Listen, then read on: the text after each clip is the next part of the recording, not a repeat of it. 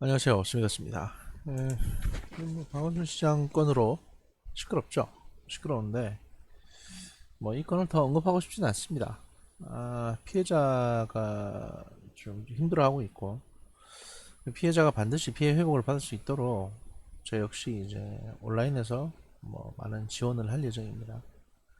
다만 이제 트위터라든지 이런 데서 주로 할 거고, 그 정무실 같은 경우는 사실 그런 건이 중요한 건 아니고, 거기에 대한 파생되는 건들, 예를 들어서 청와대가 대응을 했다든지 당일날 이제 또 청와대가 그 박원순 시장에게 고소장이 들어온 당일날 경찰이 이제 청와대로 보고하고 청와대가 그걸 박원순 시장에게 직접 알려준 정황이 포착이 됐습니다. 서울시 관계자가 진술을 기자들한테 그렇게 얘기를 했는데, 이거는 사실 어떻게 보면 이제 경찰에서 그 청와대 국정상황실로 보고한 것 자체는 문제 삼을 수 있는 건 아닙니다. 원래 그렇게 보고가 들어갑니다. 왜냐면 서울시장의 어떤 고소 고발이나 이런 건들은 굉장히 그 국가적으로 중요한 문제이기 때문에. 그런데 그 형사 고소 당한 사람에 대한 어떤 고소 정보 관련 정보들을 그 청와대가 박원순 시장한테 알려주는 거는 그렇게 정상적인 건 아닙니다. 이건 위법의 소지가 좀 있고요. 실제로 여러 가지 법을 위반한 행위가 됩니다. 일단 수사 방해, 범인 도피, 증거 인멸 관련 부분, 그 다음에 개인정보보호법 위반. 왜냐면 이제 그 피고소인의 어떤 정보도 넘겼을 테니까요. 그 다음에 박원순 시장 자체가 고소당한 건도 알려주는 것도 사실은 수사 방해, 공무집행 방해 행위거든요.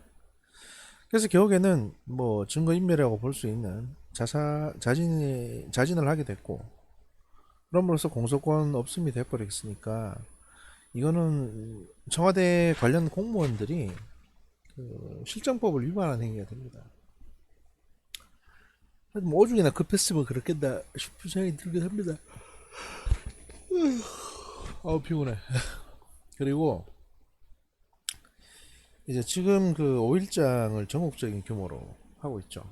다른 지역에서도 분향소가 만들어지고 이러고 있는데, 그 장례위원회 서울시 쪽에 말이 자꾸 바뀝니다. 그러니까 박원순 시장 장례위원회라고 있는데 그 사람들 말이 자꾸 바뀌어요. 처음에는 가족이 원해서 5일장 했다고 했다가, 그 다음에 가족은 원래 그냥 조용하게 가족장으로 끝내고 싶었는데 그 서울시가 이제 설득을 해가지고 5일장으로 하기로 했다가, 그 다음에는 또 뭐라고 그러냐면 박주선 씨, 박원순 큰아들이죠. 이분이 상주로 장례식에 참여를 해야 되기 때문에 런던에서 들어오려면 시간이 좀 걸린다 그래서 3일장을 하수하고 5일장으로 했다라고 했다가, 그 다음엔 전국적인 추모의 어떤 분위기를 담기 위해서 5일장으로 했다는 식으로 말이 바뀝니다. 근데 이건 다 거짓말이고요. 보시면 아시겠지만 지난번에 제가 말씀드렸습니다만 그 내년 보궐선거, 그 다음에 내후년에 있는 이제 대통령 선거, 이거에 큰 영향을 미칠 수 있는 건입니다. 이 사건 자체가. 그리고 지금 고소장이 접수됐고 정황이나 증거들은 많이 제출이 됐습니다만 아직 수사가 진행된 상황은 아니기 때문에 본격적으로, 안희정 씨나 오거돈 씨 같은 경우에는 이제 그 두 분이 살아 계셨고 살아서 붙잡혔잖아요. 그래서 이제 경찰에 왔다 갔다 하면서 많은 것들이 앞으로 드러날 거였기 때문에 이렇게 쉴드를 못 쳤습니다. 게다가 중요한 선거가 있는 것도 아니고. 그런데 박원순 시장 건은 좀 다르거든요. 일단 당사자가 죽었습니다. 그렇게 되면 청와대 상황실, 청와대 정무 라인에서는 머리가 굉장히 빨리 돌아가는 사람들이 모여가지고 야 이거 어떻게 덮을 거냐, 이거 어떻게 처리하냐, 머리가 굉장히 돌아가기 시작했을 겁니다. 박원순 시장이 죽었기 때문에 이렇게 되면 그 중에 한 사람이 이런 아이디어를 냈겠죠.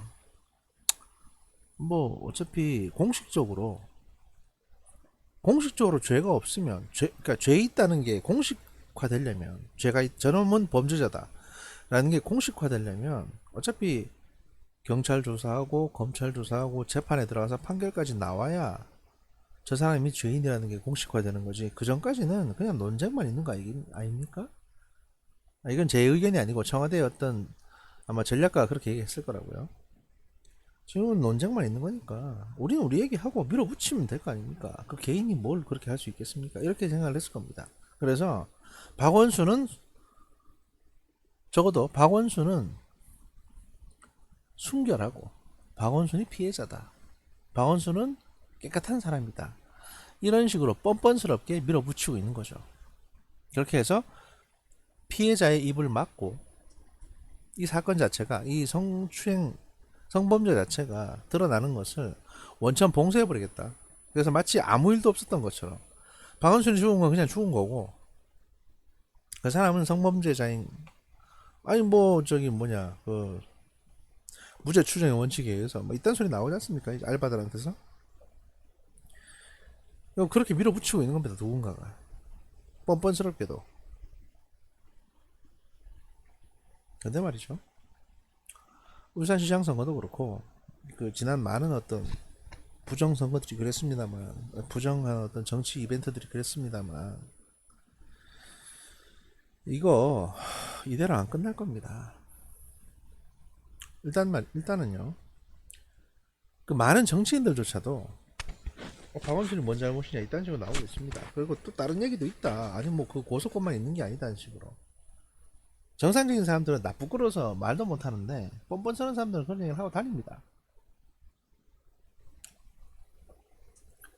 하지만 이번에는 성공하지 못할 겁니다. 일단 제가 전력을 다해서 막을 거고 온라인에서 그 다음에 지록이마라고 말을 사슴이라고 부르는 그런 짓거리를 해대면요 그 정권은 이제 1년 그 정권 끝나는 건 시간 문제입니다. 이제 그냥 그 정권은 그냥 끝이라고 보셔야 됩니다.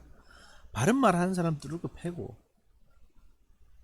아니 버젓이 범인을 아주 뭡니까 아주 지저분한 범죄를 저지르고 처벌받는 게 두려워서 자살을 했는데 그걸 갖다가 저렇게 포장을 하고 있으면 그 정권이 과연 올바른 정권이겠습니까? 그 정당이 과연 어디 가서 올바른 얘기를 할 수 있는 겁니까? 아니 뭐 더러워서 얘기 더 길게 하고 싶지도 않으니까. 하지만 정의는 승리할 겁니다. 많은 분들이 동참하고 계시고요. 이 사건을 명명백백하게 조사해서 박원순이 진짜 성범죄자인지 아니면 아예 무고하게 모함을 당한 사람인지 밝히기 위해서라도 저는 이 사건을 명명백백하게 조사를 해야 한다고 생각합니다. 지금 서울시나 저기 경찰이나 정치권 쪽에서 이 사건에 대해서 뭐 확인되지 않은 얘기를 함부로 하고 다니면 사자 명예훼손으로 고소하겠다 뭐 이딴 얘기를 하고 있는데 사자 명예훼손죄는요 허위사실 얘기할 때만 적용이 됩니다. 사실 얘기할 땐 적용이 되지 않습니다. 그리고 고소는 이건 친고죄이기 때문에 가족만 고소를 할 수 있습니다. 그러니까 경찰이 내사를 하네. 경찰이 왜 내사를 할 수밖에 없냐면 경찰은 이 사건을 수사할 권한이 없습니다. 고소권자가 고소를 해야 수사를 할 수 있어요. 게다가 사실을 이야기하는 것은 죄가 안 됩니다. 무슨 말이냐? 제가 어떤 지금까지 제가 파악했던 어떤 내용들을 얘기했는데 저쪽에서 만약에 고소를 한다고 하더라도 재판 도중이나 수사 도중에 이 내용들이 다 사실로 밝혀지게 되면 왜냐면 당연히 사실인지 아닌지를 확인해야 되니까 박원순 씨가 성추행을 했는지 아닌지 수사를 해야 되거든요. 그래서 증거들이 비추어서 사실로 확인되면 바로 공소권 없음으로 끝납니다. 사자 명예훼손은 없어지는 거예요. 사실이기 때문에. 그러니까 뭐 하고 싶으면 해보시고요. 사람이 먼저라고 했습니다. 이 정권은. 문재인 씨가 그렇게 얘기했죠. 사람이 먼저라고. 죽은 사람이 먼저가 아니라 산 사람이 먼저가 되어야 되는 겁니다. 가해자가 먼저가 아니라 피해자가 먼저가 되어야 됩니다. 지금 이름도 제대로 밝혀지지 않은 그 아가씨 그리고 그 아가씨는 고소장이라도 썼죠. 그거 말고 피해를 봤는데도 숨죽이고 있는 사람들이 많을 겁니다. 그 사람들이 본 피해는 얼마나 더 큰 건지 모릅니다. 아무도. 걔는 성폭행이 개입되어 있는지 뭔지 아무도 몰라요. 죄인이 죄를 한 번만 저질렀겠습니까? 게다가 왜 텔레그램을 사용했느냐 그 고소장 내용도 보시면 그런 디테일들이 나옵니다. 텔레그램은 상대방에 대한 대화 내용까지 만약에 제가 텔레그램 방을 개설해서 뭔 대화를 한다든지 저쪽 상대가 개설한 방에 참여했다는 했을 경우에 텔레그램은 그런 특성이 있습니다. 뭐냐면 둘 중에 한 사람이든 어떤 사람이든 간에 이 방의 대화 내용을 모두 삭제할 수가 있습니다. 그럴 권한을 가지고 있어요. 그리고 그 고소장 내용을 보면 박원순 씨가 수시로 이 대화 내용 전체를 삭제를 했다고 합니다. 그러니까 저쪽 카톡처럼 저쪽에 있는 글만 삭제하는 게 아니라 양쪽에 핸드폰에 남아있는 글을 다 삭제할 수 있는 겁니다. 한쪽에서. 그래서 텔레그램들을 많이 사용하시는 거죠. 물론 뭐 수사하기도 쉽진 않고. 하지만 그런 증거 자료들이 많이 제출이 됐다고 하고요. 또 지금 피해자 곁에는 그 과거 서지현 검사를 변호했던 그 유능한 변호사분이 같이 계신다고 하십니다. 그리고 그 여성 운동가들, 그러니까 성범죄와 싸우고 있는 여성 운동가들이 이 피해자를 지금 돕고 있고요. 왜냐면 혼자 잠도 못 잘 정도로 정신이 좀 불안정한 상태이기 때문에 같이 잠을 자주고 있다고 하거든요. 그리고 아직까지는 정황입니다만 4월 달에 서울시 비서실에서 있었던 성폭행 사건이 있습니다. 그 국회의원 선거 하루 전날 있었던 그 사건도 이 사건과 연결고리가 있는 것처럼 보입니다. 그래서 아주 참혹한 내용이 나올 수도 있는 겁니다. 누군가 입을 막기 위해서 다시 성폭행을 하고 이렇게 되는. 그래서 이 부분은 저희 제가 뭐 방송에 대고 말씀드리긴 그렇고 트위터 상으로 계속 추적하고 수사를 해볼 겁니다. 제가 이제 명색이 트위터의 공수처이기 때문에 이 사건에 대해서는 트위터 상에서 끝까지 수사를 하겠다. 일단은 이런 말씀을 드리고요. 오늘 1부 이렇게 마치고 2부 제가 말씀드리려고 했던 거 바로 시작하도록 하겠습니다. 일단 1부는 끊고